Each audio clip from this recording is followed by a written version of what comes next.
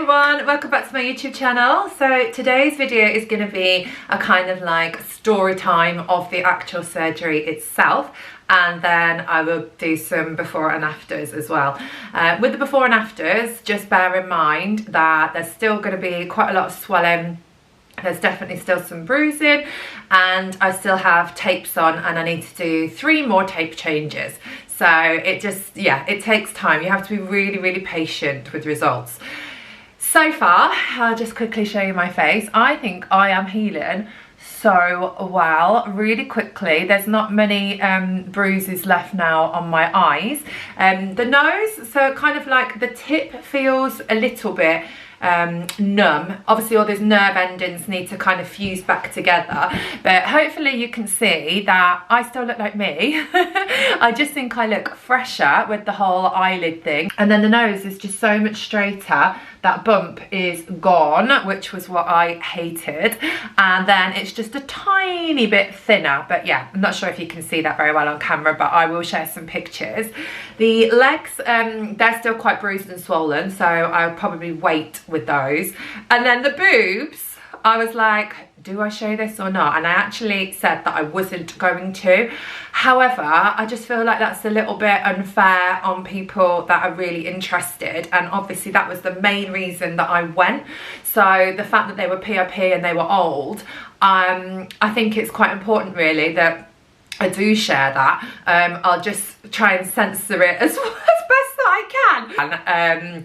And yeah, obviously I'm only sharing these so it's informative. I'm not showing them as in, oh my god, look at me, I look incredible. Like, this isn't like a showing off ego thing. This is all about helping people, and I think the majority of you have really got it. Like, the comments that I had on my last video were absolutely amazing, and it just goes to show, like, when women actually support women, it's just so much nicer. Like, it's kind, it's supportive, it's, like I said, all about empowering each other. So thank you so much. Right, let's get into it. So I left really early in the morning. My friend's husband came and picked us up, and it was about, I think it was about 2 AM, and we had to fly from Luton because that was the closest airport to us that were flying to Lithuania. I don't know why I'm talking like a robot. I speak really fast in case you haven't noticed. So, and I still think I'm just like slightly out of it. So anyway, we got there absolutely fine. As soon as we walked into the Lithuanian airport, Nords, they call it the logistics team, they were waiting for us, and me and my friend were like, oh my god, it's so obvious where we're going, because they had Nords plastered all over them. It's like, yeah, you can't keep it low key that you're going for surgery, but I'm sure no one cares, they're probably used to it. So there was 2 guys with clipboards and the uniform, and then they got the car straight away, and we went straight to the clinic, which is not far. It's not far from the airport. The airport is tiny, by the way. So we arrived at the apartments, and the day we got there was a bank holiday. So everything was kind of like, not shut, but it was on a real skeleton staff, being bank holiday. So we dropped our bags off at the apartment. They all work on a code, so all the doors, the door to your room, the door to the clinic and everything, it's all codes, it's not keys. So you get a message from your coordinator before you get there with all the details of how to get into your apartments, etc. So we dumped our bags, and then we walked to the nearest shopping centre, the Acropolis. It's about a 15-minute walk. You can download a app, so you've got the Bolt app, which is for food deliveries, groceries and taxis, or Uber actually works. I found Uber was better personally. So we walked there. And then they've got a huge supermarket, they've got Zara, they've got all different other electrical stores, things like that, but they've got a huge supermarket in there as well. There is also a Lidl down the road from the apartments. So we did like a shop, and then got a taxi back, so we weren't going to be stranded without food. Like, my priority is always food. It's like, if I don't have food, I'm going to get really stressed. So I have to make sure I've got food and I can eat. So they've got the fridge there, they've got a hob, they've got a small freezer, they've got a microwave, so you could do, you know, plenty of different meals if you get a little bit creative, and you can get things delivered. So we just chilled. They've got Netflix in the room, Disney Plus, Amazon Prime, and if you want to watch UK TV, you just got to make sure you download a VPN app so you can access that. But yeah, it was lovely. The apartments are stunning, and for the price, it is incredible. If you can't get in Nords apartments, there's another one called Kings, I think it is. That's just over the road, or there's a really nice Ramada hotel as well. But I just loved the fact that I was on site, and if I needed to go, like when I had my reaction to my garment, it was about 10:30, and I could just walk up to out of hours and get a steroid injection. So personally, I would prefer to stay on site. So the next morning we went in, and they are very, very thorough with their checks. If they feel you're not in perfect health for the operation, they won't do it. They are not money orientated, they are safety and health and you orientated. So one lady's bloods, she was a bit older, and they were like, oh, we're just not sure, like we don't want to risk it. And then they did it again, and they were absolutely fine. So I had my bloods done. And then they check your height and your weight and all of that lot. There are certain criteria for you to be entitled to any revisions should you need them. You need to make sure you take any acrylic nails off or biab off. You can leave your toes, but it needs to come off your nails. That's really important. And then yeah, so they did the bloods and stuff, everything was fine. And then my surgery was first. So my surgery was in the morning, which was quite nice because then I could just go straight in. So I had my consultation with my surgeon, who basically just said, like, what would you like to look like? Why, like, you know, what bothers you? What do you want to change? And he listened to everything. He was absolutely incredible. But I had a bit of an issue. So if you follow me on Instagram, you'll know that I'm a bit of a fainter. Don't know why, it just happens to me. It happened to me on the train in London quite recently, and I fainted. I get, like, if I get hot, I panic a little bit. I used to have really, really bad vertigo. So I feel like it triggers something in me where if I feel dizzy, I panic, because I had some really horrendous vertigo attacks abroad, in Egypt and in Ibiza, and it was just horrific.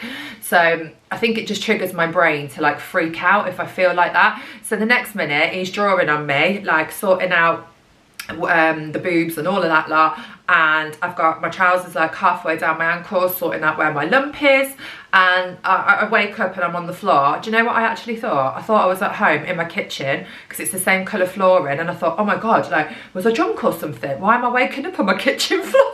And then he was going, Nicola, Nicola, and I was like, oh my god, did I faint? He was like, yeah, it's fine, don't worry about it. He said it happens all the time. And I was like, I'm not nervous, I'm really, really excited. I just felt a bit hot. So he got me in a position where I felt more comfortable. He like did some stuff with like pressure points and stuff. He was amazing, so calm, so relaxed. Yeah, I just, oh, my surgeon is just amazing. So got all the drawings done, and then it was literally straight down to the room, the hospital rooms, which are also in the same building.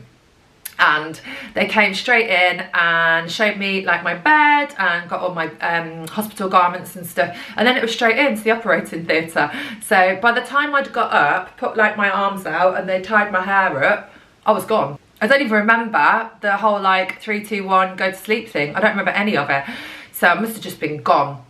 Now, I spoke to the anaesthetist beforehand and did say I get really, really sick. And he was like, yeah, that's fine, like we'll put loads of anti-sickness in. Unfortunately, when I woke up, oh my god. This has got to be really honest, you know, there's no point me saying, oh yeah, everything was great, la la la, because I don't react well to it. Some people do, they're absolutely fine. My friend was absolutely fine, she was incredible. She got up walking around straight after her surgery. I, however, was in a whole world of, not pain, discomfort. So when you have your nose done, I don't know if you have ever looked into it, they put 2 huge Tampaxes up both of your nostrils. So I woke up, I am freaking out, I couldn't breathe up my nostrils. Obviously I'd had the boobs, the eyes, so it was quite a lot in one go, and I just felt, I was like I was tripping. So every horrible thing I've ever watched, because you know that I'm like dead into crime and murder documentaries and stuff like that. I was having like loads of weird like flashes of everything that I'd watched. It was so weird, and then I couldn't breathe, so I started to panic a little bit. So the nurses, oh my god, they're absolutely amazing. You've got an emergency button here. Not an emergency, but if you need help, there's a button. So she came straight in, gave me like an I've never had anxiety, but gave me an anti-anxiety tablet. One didn't really do anything, so I had another one. And then I started to calm down then. And it's just a case of getting used to not being able to breathe through your nose. But because I'd not eaten before surgery, and then I had like hours of surgery, then I woke up and I couldn't eat. I hadn't eaten for like, it worked out like nearly 2 days. So I was probably quite weak as well. My mouth was so dry, but I could only breathe through my mouth. So I drank so much water, and it was like the worst hangover I've ever had in my whole life. So I just lied there and I just kept thinking to myself, look, you just got to get through it. You just got to wait for it to leave your system and you'll be absolutely fine. And that is exactly what happened. You know, they did get the surgeon back in, and the poor guy had been working all day. I bet he was like, oh, great. But he came back in just to check on me and make sure everything was okay, which it was. It was just unfortunate that I do personally have this reaction. Most people don't. So I woke up, I tried to sleep, and that was very weird, not being able to breathe through your nose. But I woke up and I just felt so much better, like everything had kind of gone out of my system. I managed to eat, I got straight up. It's really important that you move after surgery. It's so important for your blood flow. You don't want to get any clots or anything. Obviously, I'm not medically trained, and none of what I'm saying is medical advice. It's just my own personal experience. So I got up, I was moving around, ate, managed to like turn the telly on, have a chat with my friend, and then let my family know. My poor family, oh my god, like they hadn't heard of me, so I bet they were thinking, what the hell is going on? Chris said he wasn't that bothered. Chris was like, oh, I know what you like. I knew that you'd just be getting through it and you'd message me as soon as you could. My family were a bit more scared, but yeah, it was fine. It was just a temporary thing, and I just had to get through it. There was nothing I could do, it was done. So after that, they normally keep you in for 1 night for what I had. Things like tummy tucks and stuff like that, you tend to stay in for 2 nights. Back home in the UK, when I was researching it, you don't even get 1 night, which just blows my mind for boobs and stuff. In some places, you don't even get 1 night. So they were like, look, we'll keep you in for 2 nights because we know you've not been feeling very well. So yeah, that was lovely. I really appreciated that. And then you go back to the apartments, which was fine, and then daily a nurse will come and check on you. So over the weekend I don't think they did, but during the week they do. But if you need anyone, they're on site, you can literally just go and speak to them. And then we were just in the rooms, you know, I showered as normal and just dried the tapes afterwards with a hairdryer. And then unfortunately I did have that reaction to the garment, which was a bit of a shame. That made it incredibly difficult because I had this like horrific rash, but you had to lie down on your back, which is basically your bum, and that's where the rash was, so that was great. But no, it was fine. We found some incredible takeaways on the Bolt app that literally deliver it to your door. If you put your codes in, they would just bring it to your door. Extra groceries. We had the most unbelievable lymphatic drainage massage lady. She comes to your room and it is so good for swelling, bruising, everything. It is phenomenal. So if you can get hold of her, absolutely 100% recommend this. You do get 2 included in your surgery price at the actual clinic, but this lady is magic. So we did that, and then yeah, I was up and about a lot more quicker than what I thought, and the healing was getting quicker and quicker. The flight back was fine. It depends what you've had. I would definitely recommend getting airport assistance going back if you can. A lot of people with the tummy tucks, they couldn't walk very well or couldn't stand very well for a few days. So the airport assistance was like a godsend to them. You don't have to stand up in queue. They will get you through and then get you on the plane, get you off the plane, etc. So definitely do that if you can. You don't need a big bag. I don't know why me and my friend took a big suitcase. We just thought we would need it, but you actually don't. You hardly wear clothes. You just live in your loungewear or your pyjamas. So yeah, I will do like a list probably on my Instagram, or maybe I'll do it as a separate video of things that I would recommend that you take and things that I took. So after we got home, it was okay. It was so much harder at home though to kind of like rest than it was at the apartment. So although it broke my heart to leave my family for 10 nights it was in total, most people do a week. You shouldn't fly well, you shouldn't really fly before 5 to 7 days after surgery. So yeah, I'd say a week. I could have gone back after a week. Don't know about the rest of the people there. Some people did, some people didn't, some people stayed longer.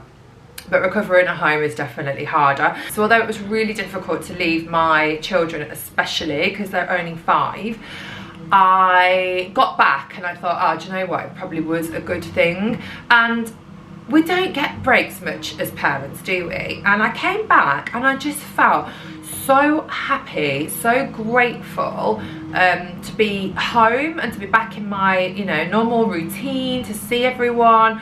I just felt really good. Like that break actually did me so much good, and I feel like it's made me like a better mum. Like not being with them for 10 days, I've come back, I'm so much more patient.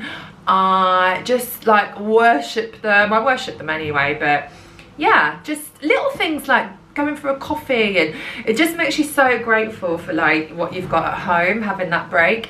And then yeah, since then it's been fine, absolutely fine. So I am thrilled with the results, absolutely thrilled. But like I say, it's going to take a bit of time. Implants need to drop and they need to kind of like get comfortable. I had the same sort of size implant, but these ones have gone behind the chest muscle, so they are a lot higher. And then to keep the implant in place, because I had to have an uplift again, he's just done some extra stitching down the side to make sure that they stay there. So he, honestly, the man is just incredible, he really is. And then when I went for my checkup before I flew home, I had to have the stitches out of my eyes and I had to have the stitches out of my nose, and then the rest is dissolvable.